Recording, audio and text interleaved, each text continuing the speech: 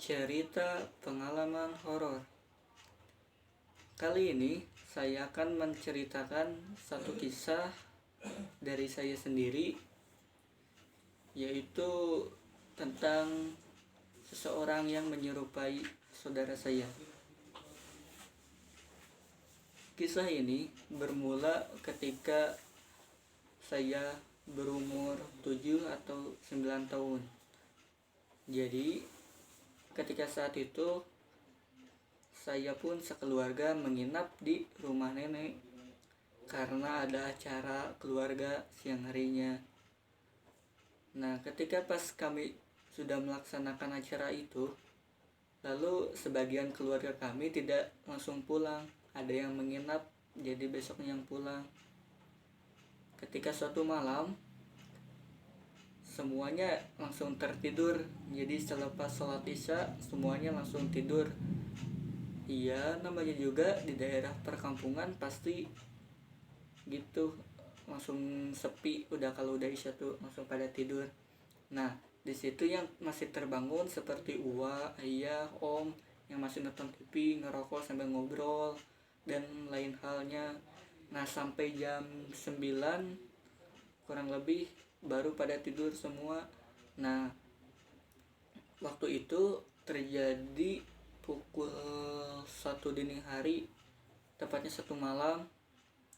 Jadi posisinya itu kami pun tidurnya di tengah rumah, di rumah nenek, yang di kamar tuh hanya ada saudara saya dan nenek yang di sana. Sisanya kayak ya keluarga saya, bibi yang menginap di tengah rumah. Tepat jam 1 malam, waktu itu saya merasa kaget karena seperti ada suara memanggil saya, "Pit, Pit, Pit, anter kacai." Saya pun kebangun. Waktu itu karena masih kecil, ya pasti emang langsung kebangun, kirain emang dibangunin tidur oleh orang tua saya. Ternyata di situ saudara saya yang umurnya pun beda 1 tahun sama saya. Ya otomatis kalau misalnya saya 9 tahun, dia 10 tahun. Nah, lalu saudara saya itu perempuan, dia bilang, "Anter kacai, Pit." Saya pun jawab, "Hayuin." Jadi kami pun pergi ke kamar mandi. Jadi si kamar mandi itu tuh bukan berada di dapur rumah, melainkan di belakang rumah, yaitu sebuah MCK umum yang dibuat oleh kakek saya. Nah, jadi si MCK-nya itu cuman dibentengi sama tembok 1 meteran kurang lebih. Nah, waktu itu saya langsung membuka pintu depan dan saudara saya itu pun keluar ke pintu itu, ikut keluar. Nah, ketika di situ saudara saya keluar pagar, membuka pagar, keluar pagar. Lalu saya nggak ikut keluar, saya cuman di teras samping. Jadi saya ikut ke sana cuman ngeliatin gitu dia itu. Nah, itu mungkin terjadi sekitar 30 menitan kejadian itu. Ya namanya juga jam 1 pasti ngantuk. Seingat saya tuh waktu itu masih ngantuk. Lalu udah ngantuk itu ya sambil gimana, sambil tidur atau apalah gitu nunggunya. Nah, selang berapa lama, 30 menitan, lalu ayah saya keluar. Mungkin karena kebangun karena pintunya kebuka. Ketika keluar menghampiri, nanya lah, "Karena Pit didinya sorangan." Saya kaget karena mungkin ya setengah sadar karena tertidur ngantuk itu. Saya pun sontak si badan kaget gitu, lalu ngejawab, "Itu lagi nungguin si Iin nganter kacai." Ayah saya pun makin heran, makin kaget lah, kok jam segini malah minta antar anak kecil lagi gitu, bukannya ngantar orang tua. Nah, di waktu itu ayah pun menjelaskan, "Itu si Iin mah perem keneh jeung si Ene di kamar." Saya heran, lah tadi yang diantar siapa? Saya langsung masuk bukan masuk karena takut. Nah, karena saya penasaran, saya pengen lihat apakah emang iya saudara saya masih ada. Ketika saya lihat di kamar, ternyata benar, saudara saya itu emang masih tertidur sama nenek saya di pinggirnya. Lantas tadi siapa yang menyerupai saudara saya itu, yang minta antar ke air? Keesokan paginya ketika saya kebangun, lalu nanyakan kepada Uwa, apakah itu benar? Jawab Uwa, ya mungkin saja itu yang penunggu di situ pengen kenalan. Nah, itu cerita dari pengalaman pribadi saya. Ya, walau gak terlalu jelas karena saya juga kurang tahu kejadian tepatnya, karena itu terjadi waktu umur 9 atau 10 tahun, berarti 10 tahun yang lalu ya. Lalu cerita kedua ini terjadi dari saudara saya yang bernama Gipal, yaitu dia yang pernah saya ceritakan juga pengalamannya bersama saya yang waktu di cerita pertama itu. Nah, konon ketika waktu dia masih berumur kisaran berapa tahun, 5 atau 6 tahun, dia tuh main sama teman seumurannya di gang sebelah. Nah, lalu mungkin entah karena dia main sendiri, dia main di sebuah kontrakannya tuh emang kalau dulu mah banyak berantai gitu, tapi gelap. Itu yang jadi masalah, karena minim penerangan jadi gelap. Dan sekarang mah udah dirubah menjadi lapang futsal dan material sih. Nah, ketika masih zaman itu saya juga sering main ke situ. Itu emang gelap, jadi kalau masuk ke situ tuh seperti lorong. Ada yang lorong cuman mentok doang, terus ada yang sampai ke jalan juga, jadi kayak letter L gitu. Tapi di situ gelap, cuman diterangi lampu yang kuning 5 watt itu. Kalian tau lah lampu kayak gitu pasti kan gelap banget. Nah, ketika pas itu terjadi sore hari, ketika saudara saya itu tuh udah pulang mainnya mantap sama siapa, cuman saya pribadi ada di sini di tengah rumah lagi duduk di kursi sama nenek ngobrol gitu. Nah, ketika pas dia pulang, anehnya tuh dia tuh tangannya tuh kayak menggenggam tangan seseorang, jadi kayak gandengan gitu. Ketika pas itu dari gang sebelah menuju ke sini kan pasti kelihatan dia jalan, nenek udah curiga. Ya almarhum nenek gitu, udah curiga waktu pas dia tuh napas sudah sampai depan rumah.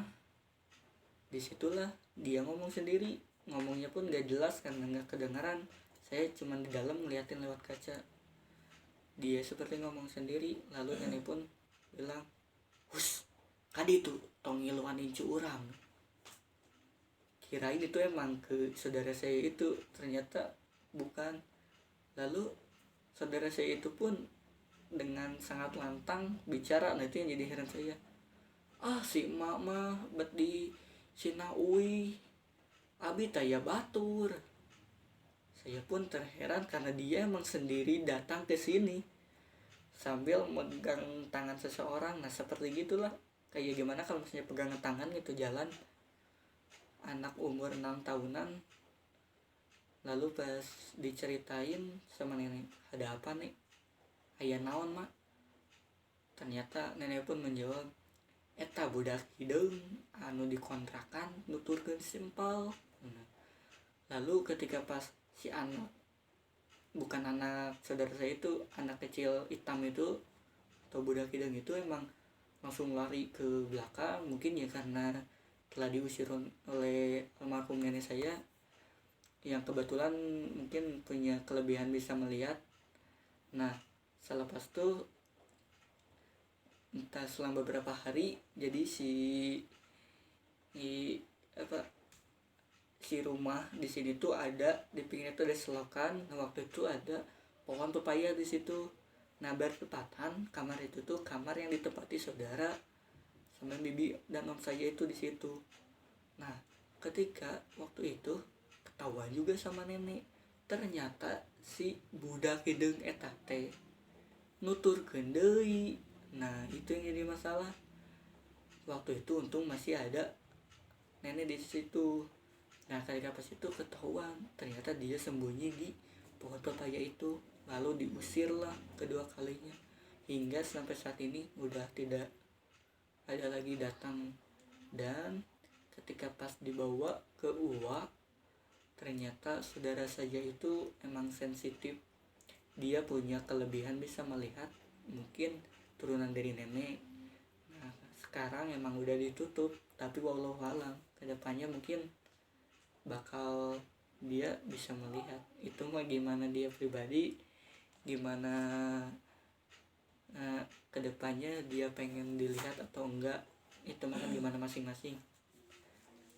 Nah jadi dua cerita tersebut saya ambil dari pengalaman masa kecil saya dan saudara saya itu. Kenapa dari masa kecil terus? Karena ya emang terjadinya di waktu itu. Waktu sekarang kalau misalnya terjadi saya juga ceritakan. Jadi sekarang saya beranjak remaja pun belum pernah terjadi lagi gitu kan. Ya siapa juga yang pengen terjadi kejadian horor itu mah kan secara tidak sengaja gitu. Lalu saya ceritakan kalau ada juga. Nah saya akan menambahkan ini sebuah kisah, ini pun nyata ya. Ya kalian boleh percaya atau enggak. Kejadiannya tuh ini berhubungan sama saya dan teman saya. Teman saya pun ya dia bisa dibilang lagi pulang kampung atau mudik waktu zaman sekolah. Nah ketika pas dia pulang ke kampung halamannya, daerahnya pun saya nggak akan menyebutkan soalnya itu kan apa masih rahasia, dirahasiakan kalau misalnya daerah. Nah si teman saya itu mengirimkan sebuah foto atau zaman sekarang bisa dibilang pap, cuman bukan pap dianya wajah dia, tetapi dia memfoto jalan. Nah dia tuh katanya sama kakaknya sendiri ingin pergi ke pasar siang hari. Iya mungkin entah jam 12 atau jam 2 siang. Nah dia mengirimkan foto. Lalu pas itu saya terima, saya lihat, oh tidak apa-apa, ya udah saya kan lanjut seperti ngobrol lewat sosial media. Nah ketika pas malam hari kurang lebih udah maghrib, saya di situ penasaran ngebuka lagi foto yang barusan. Ketika pas di zoom, jadi si fotonya itu dia ngelewat pakai motor, dia memfotoin kayak sebuah warung ya, warung yang ditutup bukan pakai rolling door yang bersih, tapi melainkan pakai kayu yang dijejer seperti itu, yang biasanya dikasih angka 1 sampai 9 atau sampai 12 berurutan. Nah warung seperti itu, tapi 2 tingkat bangunannya. Nah di depannya tuh kayak ada tanaman tapi tinggi gitu, tapi bukan dilalang, entah tanaman apa nggak tahu. Nah pas di situ saya pun heran. Di situ saya bertanya, ini tuh emang ada apa? Kok ada yang janggal? Teman saya itu pun terheran, apa sih? Kan gak ada apa-apa, itu cuman foto doang. Saya zoom lah.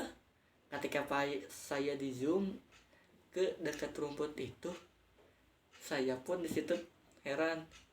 Soalnya di situ terlihat seperti seorang bapak-bapak, kurang lebih gambaran ini mah ya, kayak seperti bapak-bapak yang gagah pakai topi yang kayak TNI gitu, topi TNI seperti gitu, warnanya hijau gitu persis. Cuman ya agak blur sih karena mungkin dari efek kamera sama ya itu kayak bayangan soalnya bukan manusia. Nah saya itu perjelas, itu kelihatannya tuh sehidung segini, wajahnya tuh coklat kehitaman lah, pakai topinya jelas hijau. Saya zoom, saya screenshot lagi, saya kirimin ke dia. Dia pun heran, dia ketakutan, langsung nanyain lah ke mamahnya, mah IDD-nya emang horor, emang hacker? Mamanya pun menjawab, iya da warung eta mah geus lagi kosong jeung angker. Oh saya di situ emang langsung oh ya udah berarti itu emang secara gak sengaja dia bisa menangkap gitu yang ada di situ. Nah ketika dia pun entah mungkin karena apa dia dibikin status lagi disebar lewat status dia pribadi, dan ternyata ada adik kelasnya yang komen, kakak itu apalagi yang satu lagi, sama adik kelas itu pun di screenshot dibuletin lah si foto itu. Ketika pas saya lihat karena teman saya itu mengirim ke saya, ternyata iya seperti bentuk wajah jelas cuman wajah doang. Itu tuh berada bukan di tempat yang seperti pria bapak-bapak yang gagah itu, tapi melainkan di sebelah kanannya yang terdapat semak-semak, jadi ke belakangnya kayak hutan. Ya katanya di belakang itu emang hutan. Di situ terlihat wajah jelas, raut wajah cuman warnanya abu keputihan, wajah doang. Disitulah mulai merinding kita berdua, ngobrol sampai malam yaitu via chat ngebahas itu. Ternyata emang benar untuk daerahnya, maaf saya gak bisa akan kasih tahu karena itu masih privasi, dan untuk cerita selanjutnya saya akan dibikin kalau memang ada. Untuk video kali ini cukup sekian, mohon maaf bila ada kesalahan saya ngomong atau tutur kata yang tidak jelas, karena ini hanya sebuah cerita pengalaman. Kalian boleh mempercayai atau tidak, itu gimana hak kalian. Bila kalian suka, cukup tekan tombol like. Oke, bye-bye.